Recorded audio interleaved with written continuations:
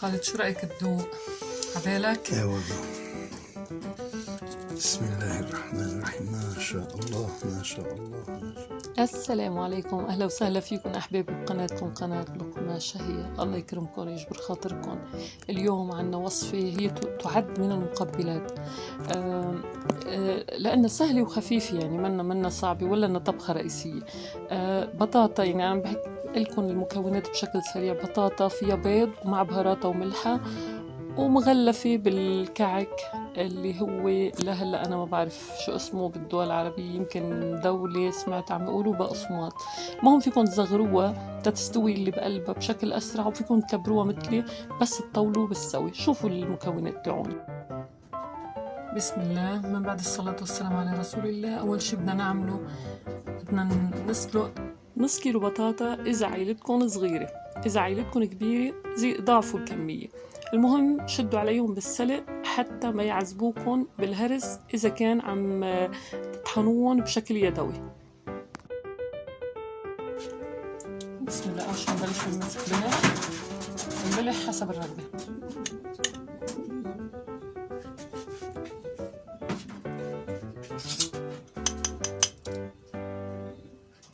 بهار أسود حار ربع معلقة.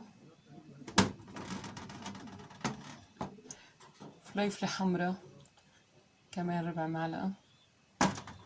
7 بهارات، معلقة صغيرة، وبنخلطهم منيح حتى يتجانس الخليط مع البطاطا. وبنخفق البيضة معهم. هلأ فيكم تنزلوا بياض بيضة بس، وفيكم تحطوا بيضة كاملة مثل ما أنا عملت. المهم تخفقوهم منيح بالمعلقة أو بالشوكة. وبتجيبوا الكعك بتاع الشاي. ونفسي أعرف في الأردن شو أنا سمعتهم عم يقولوا اسم الكعك وحفظته ورجعت نسيته. المهم الكعك هيدا تاع الشاي بنطحنه على ميكسر أو على إيدنا مثل ما أنا دقيته بالمدقة. وبننزل البطاطا، نحن بنشكله بالطريقة اللي بدنا إياه. هلأ فيكم تعملوه بالمعلقة مثل ما أنا عملت هيك، طابة بول كرة. بيطلع شكله بالصحن كتير مرتب. كمان الحجم بيأثر على طعمة على السوي، مش على الطعمة، على السوي. إذا صغرتوا الطابة بيستوي قلبه بشكل أسرع على زيت سخن نار. إذا كبرتوا الطابة بده سوي أكتر، يعني بياخد وقت أكتر بالسوي. بعد ما يكون النار كتير عالية بتخففوا النار حتى يستوي قلبها، مثل كيف طريقة الدجاج مشان نسوي قلبها بنخفف النار شوي حتى على نار متوسطة. كمان نفس الشي بننزلها بالسخن، يعني زيت سخن كتير عم نقليهم بالزيت الحامض.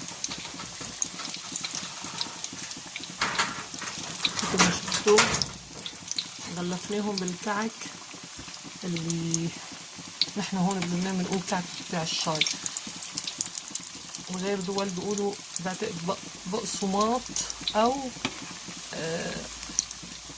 ما بعرف. سمعت حدا من الأردن عم يقول اسم، يا ريت اللي عم يتابعوني من الأردن يقولوا شو اسم الكعك بتاع الشاي. نحن بنقول له كعك.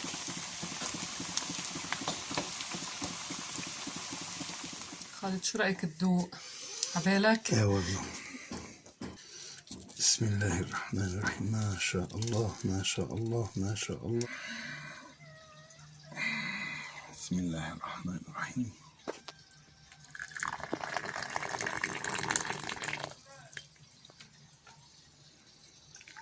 أحلى طريقة صباحية.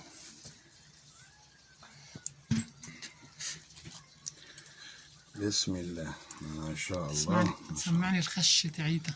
ما شاء الله. بسم الله. يا سلام ويا سلام.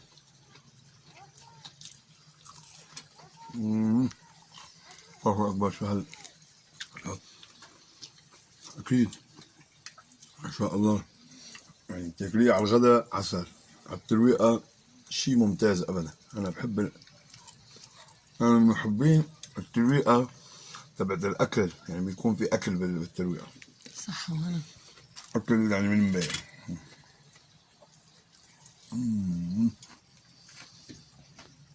ما شاء الله. وهيدا الشكل النهائي وصفتنا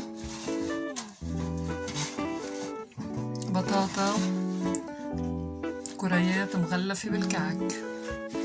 إذا عجبتكم وصفتي ما تنسونا باللايك والاشتراك بالقناة وتفعيل الجرس.